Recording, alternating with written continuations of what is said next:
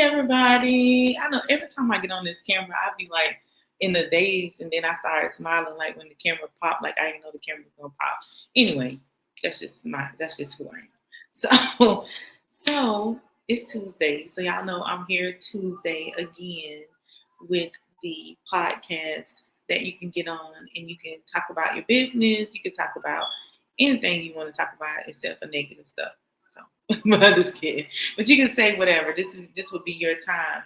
So today I have a special guest. Her name is Lily, and she just wrote her first book. So I am excited to have her on the show so she can talk about her book, and then y'all can go out and buy like every copy she got in the store. I'm just kidding. So I'm gonna bring Lily up, and Lily's gonna talk. Hi. Hey girl, you was more ready for the camera than I was today. I was like, I used to stream video games when I was younger, so like I got the streaming kind of vibe already.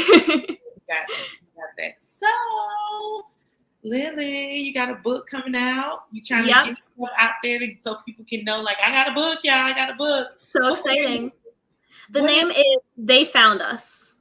They Found Us. Yeah. Okay. It's a thriller. Right. It's a thriller. Mm-hmm. You know what? My sister loves thriller books. I should have called her before I did this so she could be looking for the book, because she was like, oh, she loved any kind of book. She'll sit and read forever. So, is this your first book? Yes, it's my first book that I've finished. He said, my first book that I finished. Okay, so we're going to go at the finished part. So, yeah. How long did it take you to write the book? I think it was around a month and a half.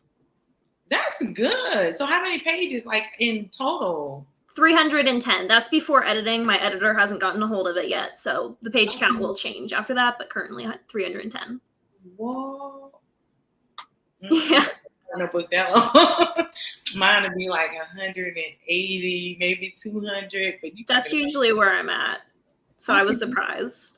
I was on a road trip with my family while I wrote this book, so I was writing about 6 hours a day while we were driving. So that's probably why I wrote so much. Oh my goodness. Where did y'all go for 6 hours a day? Just around in the area? We were, bought an RV and we went, I live on the East Coast. We went out to Yellowstone and to Colorado, Arizona, where my grandparents rented a house. Arizona is very hot. Right. That's what's up.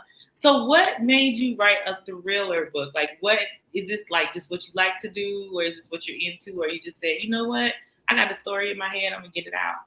I think it was a part of, I got a story in my head and I need to get it out. I usually go for more fantasy, but I decided to try something based in reality because maybe that would make it so I could actually finish the book. Because with fantasy, you have to create the whole world and keep the history of the world kind of straight in your head so you don't make plot holes. But I was like, if I just make a real world thing, I already know how medicine works in the real world. I know how our flora and fauna is in the real world. Right. So I decided to do that. And yeah, I like reading thrillers and listening to true podcast. Love the podcast in general. So this one has like serial killers, I kind of did some of that with like psychology of real serial killers.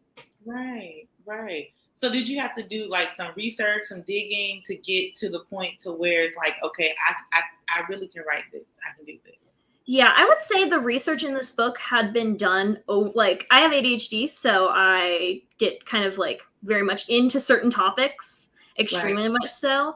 So I've gotten very much into, my mom's a botanist, so I have been very much into edible plants and things like that, which is in the book because she's lost in the woods. And I've always been into like psychology. I wanted to be a therapist for a while till I realized how many years of college that is. Right. So like all the main points in my book, I had already studied to a certain extent. So I felt very confident doing this book. And then it just came down to certain little details that I was like, is this animal in this area? So I had to like go look that stuff up, and it just became like quick look up things that I had to research. Right. I think it's awesome that you wrote a book in that short of a time, especially even though the pages might grow or they might come down. Either way, that's really cool. Is it okay if I ask you, like, did you take like writing in school, or did you take something to get to this? I'm homeschooled. I've been homeschooled my entire life, and part of it was writing short stories. So I feel like that's where my love for telling stories was. When it was little, we would just like tell stories like, orally. to our parents, because I would do that whether people asked me or not. I would just be telling stories, whether they wanted me to or not. I was talking. I was a very talkative child. And then once I learned to write, I was writing stories and telling them to my little sister and my parents, my friends. Right, right.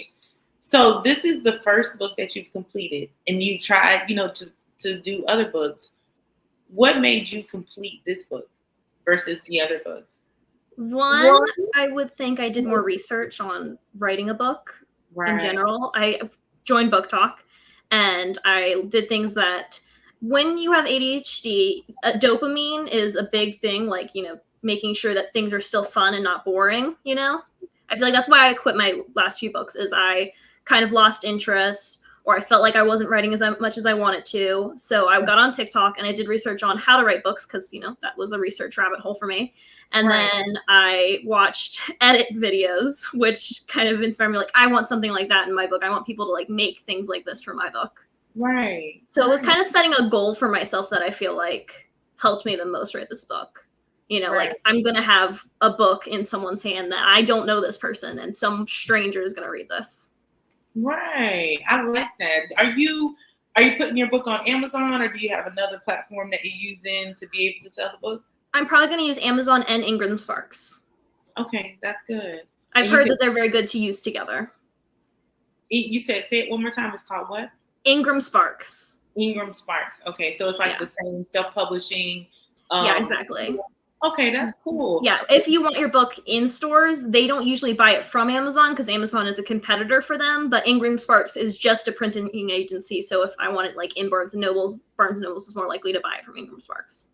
That's awesome. That is awesome. Then you said before, we talked before this, and you said you're going to write a book. So when are you going to start writing your next book? I've already started. So currently what I'm waiting for to publish this one is my editor. There is a 3 to 6 months waiting period, because she just graduated. And so her prices are very affordable. So a lot of people are wanting her to edit it. Right. So I'm just in this 6 month span, just kind of more at a slower pace, writing another book, which is going to be another thriller. Wow. Okay. So thrillers are your thing. So do you think you'll ever go back into like writing a fantasy book, or maybe a love story or something like that? Yeah, I think after this next thriller, this thriller's entire plots are in my head, so I'm like, I gotta get it on paper. But fantasy's already kind of stirring in my creativity right now. So I've started like passively planning that out. But I don't think I'll do a series. I like to write books where they're ended very much, it ends here, but there's ways to make it a series if I want to. And that's just making it so I don't get pressured to like, oh, I hate this book now, but I have to write another book because I made it a series. Yep. Exactly. I've heard a lot of authors say that before. Like they like to just end the book where you could make a series out of it, but you don't have to. Exactly. People will just be like, oh, okay, that was a good ending. You know what I'm saying? It's a lot less pressure. I can dig it. So usually people, like they'll have a book and then they'll make their book into like a movie. Is that something that you're aspiring for, or you just like, no, I think I'm good at the book? I'm trying not to set my expectations too hard. Like if someone comes and says, hey, I want to make your book into a movie, I'm not going to tell them no. Right. But I'm self-publishing, and that's very rare to happen with self-publishing, usually because they want to work with your agent usually, and I'm not going to have an agent. So it's possible someone will reach out to me. Right. It's just not probable. Right. Okay. But I'll be happy if it happens. Right. Well, can you tell the people a little bit about, like, not about the whole thing, but can you give them like a plot twist or something that they I can give you my summary that I put in the captions of my post if you want. Yep, there you go. So my book is about a character named Molly, who on New Year's is discovered by her aunt for being gay. She's caught with her girlfriend. And so her aunt tells her parents and then tells the entire town because she's a gossip.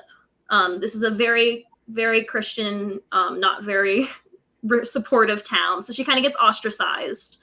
Right.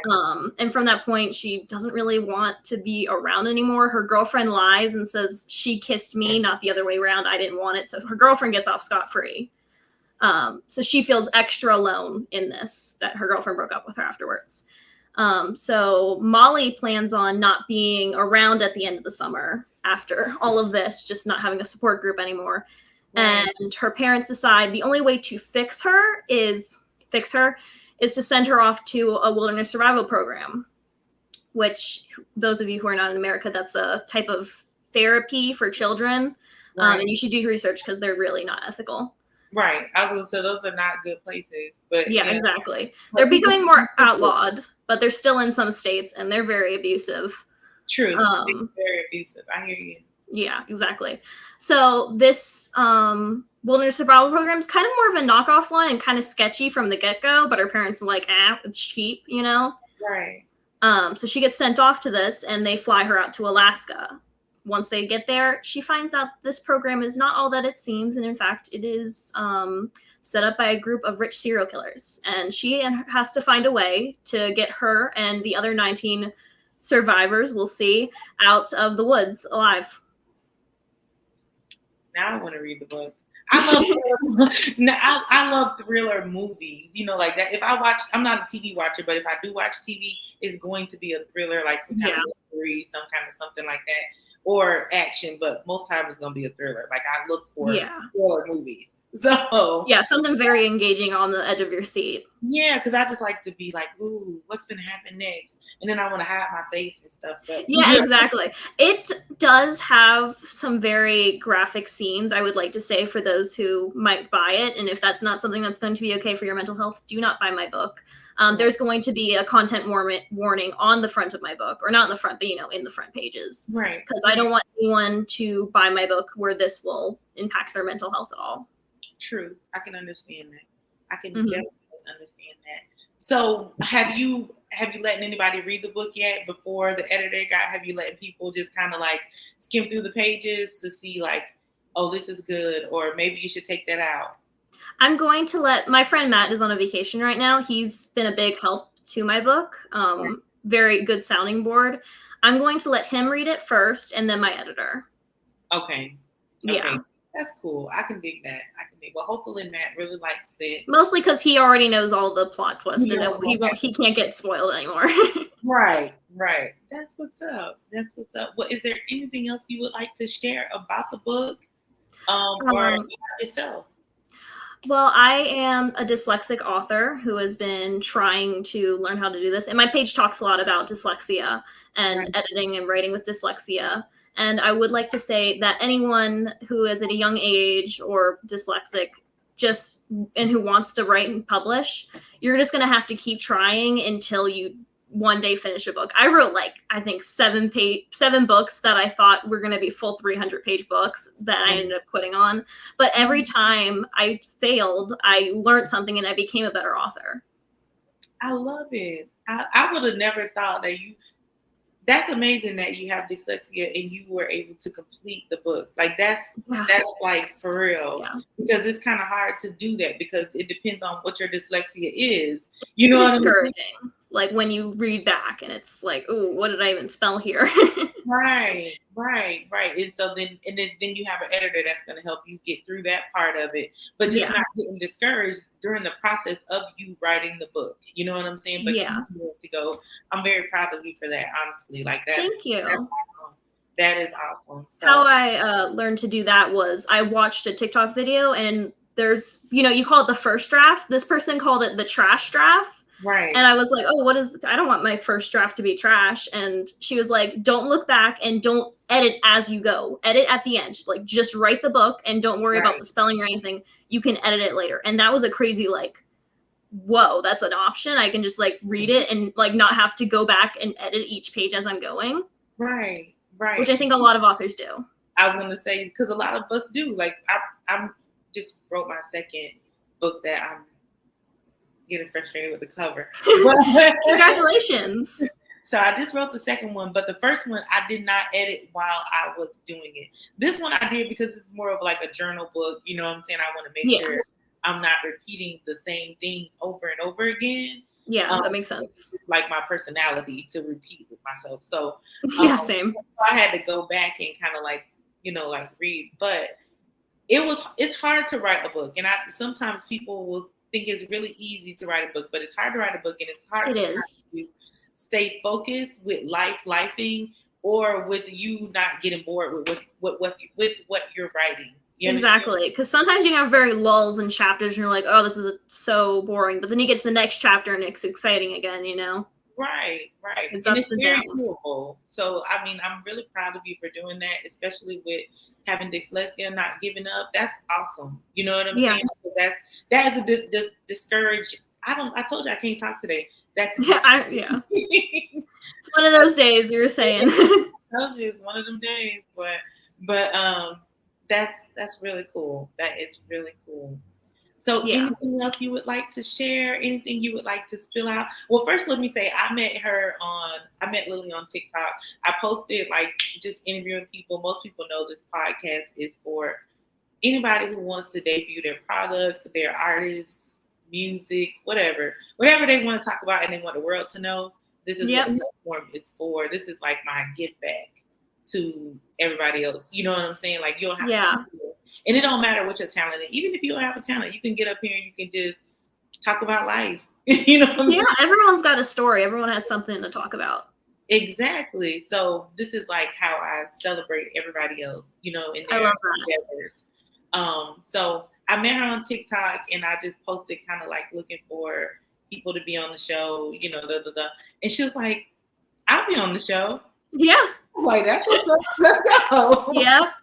You know what I'm saying? Because I'm sure like what it says, like lots of people saw it. But I know sometimes people are scared to get on a podcast and talk. And the fact that you got on here and you talked about your book and then you talked about what you have going on, that could have been personal. You know what I'm saying? Yep. I appreciate you for coming on the show and sharing that because I'm sure somebody is going to look at this or they're looking at it and they're like, dang, I have that same issue and I didn't think I could write a book. But now they know they can. Yep. Dyslexia was something I was very embarrassed with growing up. I feel like it did help that I was homeschooled and kind of wasn't in an environment where I was bullied very often. But after time I was like, there's a lot of people out there with dyslexia and there's a lot of tools to help with dyslexia. For instance, if you have dyslexia and you want to edit your book, I highly suggest you find a text-to-speech program and let it read out your book to you because that really helps me with the edits. See what I'm saying? I mean, like you just giving the nuggets, girl. You just Yeah. People want to write a book. People with dyslexia, they want to write a book, and they may not know what tools are available to them to support them. Think outside the box is my biggest suggestion. Don't do things conventionally because our brains do not work conventionally. You have to figure out what works for you. Right, right. Well, I appreciate you, and I appreciate you for sharing. And the title, They Found Us. Ooh, just a little. It comes out this spring. This spring? Okay, so this spring, the book will be out, and then they'll be able to get it on Amazon and where else? Ingram Sparks. Ingram Sparks. Amazon will probably be the most where if you want to just buy one copy, go to Amazon. Ingram Sparks is more for mass buying, like in stores. Okay. And what is your social media? If they want to follow you, they want to follow what you're doing, or I'm sure people might have questions about how can I do this with this? You become the go-to person, So yeah, I only use TikTok because I'm not a big social media person. I'd rather be writing than posting on like 100 different platforms. So my social media is Lily_loves_books with a Z. And anyone can feel free to comment or message me on there about any book questions. Definitely. I appreciate that. So when people come on the show, I always ask them to leave the people with something positive that can help them get to the next level or just help them period in life. Yeah. So what would be I would say set attainable goals for yourself and even goals that are under what you can attain. Because if I right now expect no one to buy my book, so I'm setting myself up for happiness rather than being upset when no one buys it. Now, if one person buys it, I'm going to be thrilled. Oh, I like that though. I do like that. Yeah. So what Lily said, don't listen. The goals are there. It's attainable. And don't worry, people are going to buy your book. I'm more than sure that they're going to buy your book. So setting yourself up for success instead of for failure is a huge thing about writing. Definitely. I love it. Well, Miss Lily, is there anything else you would like to share with the people? I don't believe so. Follow me on TikTok if you want to see more of my journey or have any questions. Let me know. Definitely. Well, everybody, that is the show. Thank Lily for coming on the show and just being very courageous for just saying, like, yeah, I will come on the show. Yep. Thank her for that. Thank you for sharing about your book. Thank you for sharing about dyslexia and how you can overcome that and achieve a goal, you know? You definitely can. I appreciate you for that. And y'all, that's the show tonight. It's very short and sweet. My son has basketball. As y'all know, it's the season. So I got Nice. I wish him luck. Thank you. Stay on for a second, Lily, and then I'm going to click off, okay? Sounds Thank good. y'all. Love y'all. Good night.